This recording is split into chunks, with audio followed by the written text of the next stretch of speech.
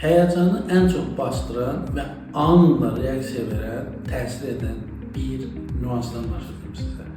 Nəfəs terapiyası. Nə deməkdir?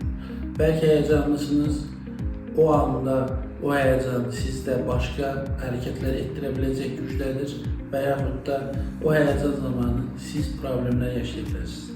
Bunu düşündüyünüz anda nəfəs terapiyası edin və bunu çox sadə bir şəkildə edin. Əllərinizi və qollarınızı rahat şəkildə boşaldın.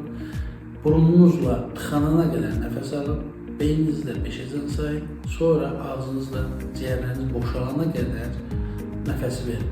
Bunu 8-10 dəfə təkrarlasanız, sizin o həyəcanınız bastırılmış olacaq və beyniniz lazımi sakitliyə sahib olacaq ki, verəcəyiniz qərarlar daha həyəcanlı deyil, daha pozitiv, daha məntiqli olacaq.